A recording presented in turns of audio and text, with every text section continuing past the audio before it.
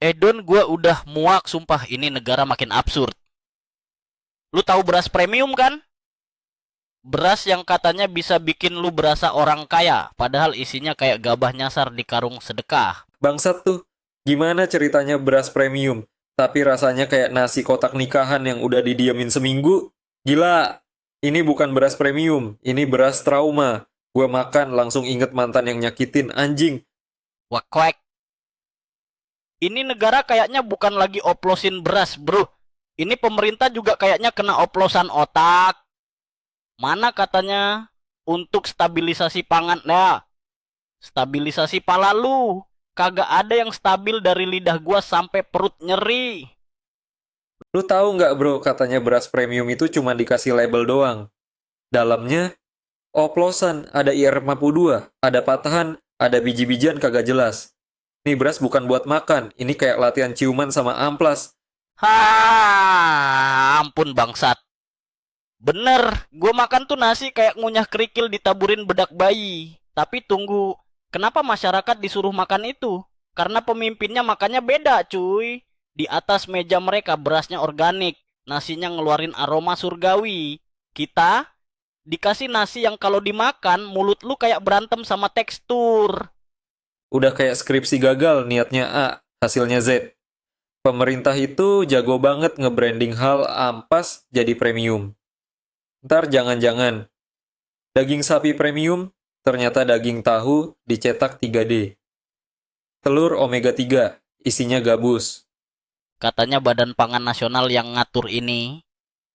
Tapi yang gue lihat, itu badan bukan ngatur pangan, tapi ngatur gimana caranya rakyat tetap lapar, tapi ngakunya kenyang. Iya, kerjanya cuma konferensi pers doang. Kayak influencer dagang janji. Kita jamin kualitas beras bla bla bla. Padahal dalamnya tuh beras kayak udah habis 5 kali nyemplung got, terus dijemur. Lucunya lagi, masyarakat protes, dibilang salah persepsi. Lah anjing, lidah gua bukan alat ukur palsu, bro. Gua makan nasi, terus gigi, gua minta tolong. Itu bukan persepsi, itu penderitaan. Mereka bilang solusinya adalah memperketat pengawasan distribusi. Lah kenapa bukan dari awal lu awasin, bangset? Kayak orang ngelihat rumah kebakar baru nyiram pas abunya doang yang tinggal.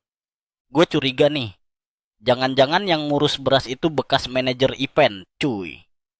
Semuanya diatur kayak acara nikahan. Mahal, meriah, tapi intinya zong. Gue saranin, rakyat harus mulai jadi lebih kreatif. Kalau dapat beras oplosan, rebus aja sekalian sama centong, biar berasnya trauma balik jadi padi. Beras tuh simbol kedaulatan bangsa, bro. Tapi kalau udah dioplos, itu bukan simbol, itu tanda pengkhianatan. Lu kasih rakyat makan tai terus bilang itu kapiar. Dosa lu tuh ngalahin maling sendal masjid. Yang lucu, rakyat masih ada aja yang percaya. Dibilang ini beras premium. Langsung diangkat tinggi-tinggi kayak bayi baru lahir. Padahal isi karungnya, tepung, kerikil, bekas tembakau, sama dendam sosial. Hahaha. Ini negara bukan darurat pangan lagi. Ini darurat kesadaran. Beras oplosan, bensin mahal, listrik naik. Tapi influencer pemerintah makin glowing. Jangan-jangan skincare-nya. Jadi kesimpulannya pemerintah tuh kayak mantan brengsek. Suka janji manis, tapi begitu dikasih kepercayaan, diselingkuhin pakai beras oplasan. Ini bukan soal beras doang cuy. Ini soal moral. Lu bohongin rakyat dari makanan pokoknya itu sama aja lu kentutin wajah bangsa sendiri sambil selfie. Bener. Dan semoga nih, yang main oplosan beras, makannya kagak enak terus, perut lu bunyi terus kayak konser rock dalam wc umum. Ingat ya, kalau pemerintah mulai oplos beras, jangan heran nanti anak sekolah dikasih ijazah dari tisu basah. Woi Don, lu ngerasa nggak sih kita makin lama makin hidup kayak ayam kampung? Ngarit sendiri, nyari makan sendiri. Dikasih makan pun isinya jebakan kemiskinan. Gue mah bukan ngerasa lagi bro, nih perut udah kayak tempat uji coba NASA. Masukin beras premium oplosan, outputnya keringat dingin, pusing, dan suara kentut. Mirip suara printer error. Hahaha. Anjing printer error. Gua makan nasi itu bukan kenyang, malah keinget utang. Sumpah ya, nih beras tuh bukan cuma oplosan, tapi udah kayak manifestasi dari pemerintahan yang males kerja, tapi hobi ngumbar statement. Gue pernah lihat karungnya, bro. Tulisannya, premium quality, pilihan terbaik rakyat. Bangsat, gue buka dalamnya kayak campuran antara serpihan mimpi rakyat, patahan harga diri, petani, dan sisa pakan kucing. Wah kak, sumpah itu bukan beras, itu fosil patahan ekonomi. Gua yakin nih, berasnya itu hasil dari lelang kecepatan tender fiktif. Yang penting gak dapat vendor murah, dapat fee, dapat alasan buat bilang stok aman. Aman palalu peang. Kita semua tahu siapa yang diuntungkan. Pihak ketiga, calo, pejabat setengah pensiun yang nganggur, terus dikasih proyek kayak bagi-bagi gorengan di pengajian. Kita semua tahu siapa yang diuntungkan. Pihak ketiga, calo, pejabat setengah pensiun yang nganggur terus dikasih proyek kayak bagi-bagi gorengan di pengajian. Hahaha, gue makan tuh nasi ya. Gue nyaris mohon ampun ke Tuhan. Ya Allah, ampuni dosa-dosa bangsa ini. Karena kayaknya hukum sebab akibat udah nyampe ke nasi. Lu sadar nggak Don kalau masalah ini dibungkus pakai kalimat manis terus? Distribusi belum merata, masih proses pengawasan, permintaan tinggi. Lah, ngatur beras aja kek, ngatur hubungan LDR. Pemerintah tuh doyan banget ngeles. Beras udah kayak batu bata, dia bilang masih layak konsumsi. Bangsat, kalau ini layak, berarti tai sapi juga bisa jadi selai. Hahaha, goblok. Ntar lu lihat aja bakalan ada produk baru, nasi batu premium buat lu yang pengen hidup susah tapi mewah. Disponsori sama Kementerian Beras abal-abal. Petani nih yang paling disodomi sistem. Mereka nanem, panen, dijual murah, terus beras dari luar dioplos, dijual mahal pakai stiker premium. Sumpah demi Tuhan, itu jahat banget. Lu bayangin ya, petani kerja dari subuh sampai bedug, hasilnya dibeli kayak harga seplastik kerupuk. Terus pas udah sampai kota, dicetak ulang, dikasih label, dan rakyat disuruh bangga. Gue tuh udah nggak paham lagi. Negara ini kayak MLM beras, bro. Yang di bawah kerja rodi, yang di atas dapat bonus mobil, terus ngumbar senyum di spanduk kayak juru selamat. Dari beras aja bisa kelihatan bro, demokrasi kita juga oplosan. Janji manis kayak nasi uduk gratis, tapi isinya pungli sama data bodong. Betul. Rakyat disuruh pilih, tapi yang menang tetap itu-itu aja. Kayak rasa nasi oplosan. Hambar, keras, bikin nyesel. Ini negara bukan kekurangan sumber daya, tapi kebanyakan manusia munafik berseragam rapi. Yang satu ngomong soal ketahanan pangan, tapi isi kulkasnya penuh daging impor. Yang penting feed Instagram aman. Rakyat lapar urusan belakangan.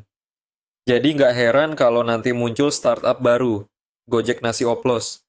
Antar langsung dari karung ke liang kubur. Udahlah, buat kalian yang masih ngira ini negara baik-baik aja. Coba deh makan nasi dari karung bansos. Kalau gigi lu nggak copot, perut lu nggak nyanyi dangdut, berarti lu udah imun sama penderitaan. Dan buat pejabat-pejabat yang main oplos, semoga lo makan tuh beras tiap hari sampai anak lo lahir langsung bisa ngeluh soal tekstur nasi. Gua doain lu semua mampus kenyang dosa. Karena ngerusak makanan pokok bangsa itu bukan sekadar korupsi. Itu pengkhianatan sama ibu-ibu dapur.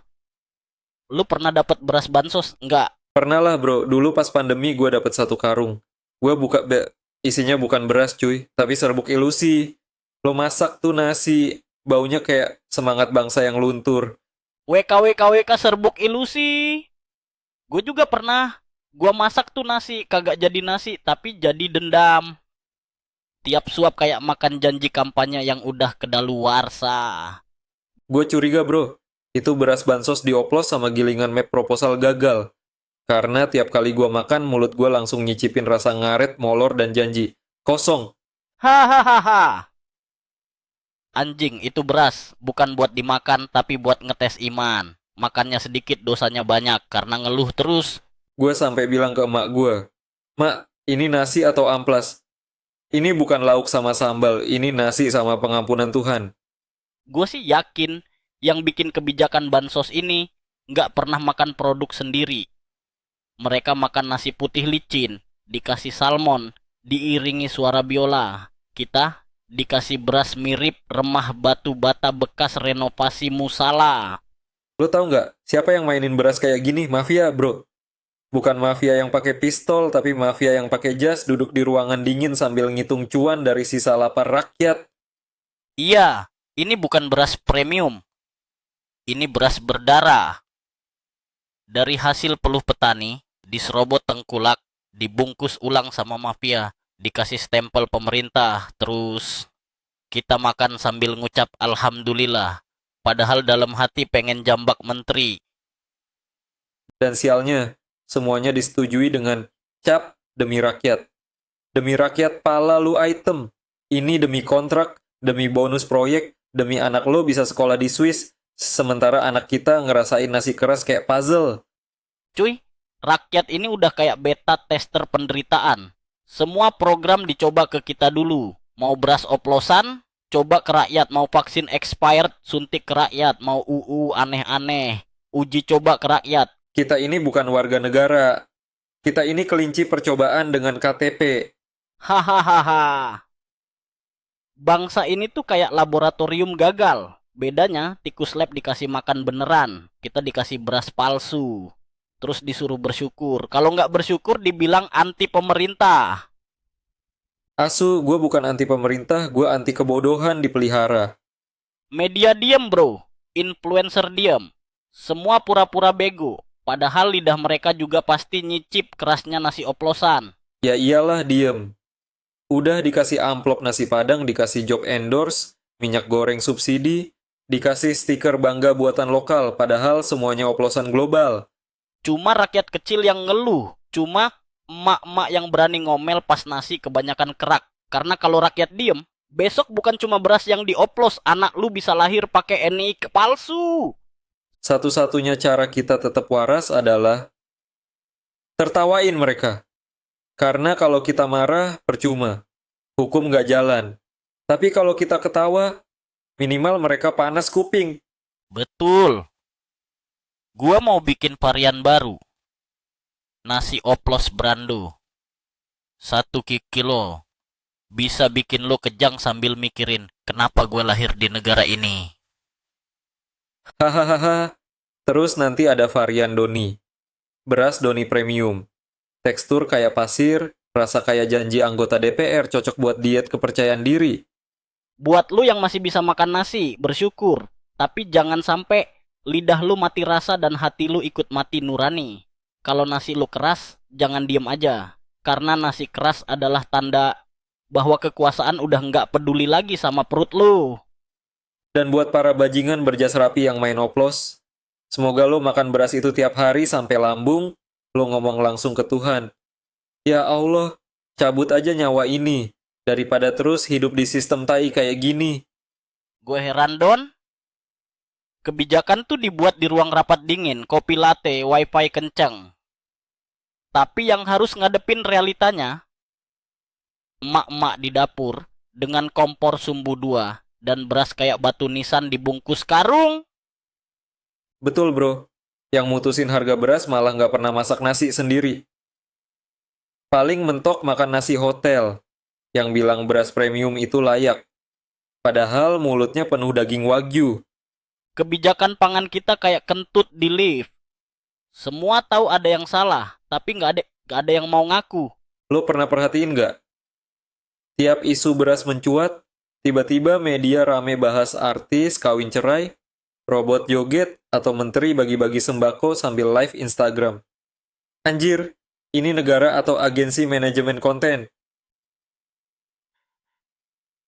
Mereka tuh pinter ngasih netizen snack biar rakyat lupa. Beras mahal, luncurin video pejabat nyanyi dangdut. Nasi keras, upload konten anak presiden bikin startup baru. Goblok, yang kita butuh tuh makan, bukan nonton TikTok loh. Masalah pangan dibungkus konten hiburan. Sakit perut dibungkus pakai efek transisi Reels. Gue pengen tahu ya, di rapat istana tuh, pernah nggak sih nyicipin beras yang dikasih ke rakyat? Coba satu kali aja lu pada disuruh makan nasi bansos seminggu. Gua yakin seminggu kemudian pada resign. Itu kalau nggak masuk RS duluan. Lah, kita makan nasi keras masih disuruh bersyukur. Padahal itu nasi keras bukan karena lupa matiin rice cooker, tapi emang dari sananya kayak ngunyah bata. Bener-bener nasi dari neraka. Teksturnya kayak dosa korupsi. Keras, pekat, dan bikin sakit. Gue selalu bilang, korupsi beras itu bukan korupsi biasa. Itu korupsi nyawa. Karena lo main-main sama sumber hidup rakyat. Betul. Lu ngoplos beras, lu sebenarnya ngoplos masa depan. Anak-anak jadi kurang gizi, emak-emak jadi stres, bapak-bapak jadi gampang mukul tembok. Semua efek domino dari nasi palsu. Dan itu dosa lo numpuk, bro. Di dunia lo senyum, di akhirat lo dihidangin karung-karung dosa. Disuruh ngunyah sampai gigi rontok. Buat lo yang bilang kita nggak cinta negeri, dengerin sini, kita kritik bukan karena benci. Kita kritik karena udah muntah lihat kelakuan bangsat elit lu itu. Lo pikir kita nggak capek? Capek, bro. Capek. Jadi rakyat yang harus terus bersabar. Disuruh bersyukur. Padahal dicekokin makanan oplosan kayak binatang eksperimen. Lu tahu kenapa rakyat makin galak?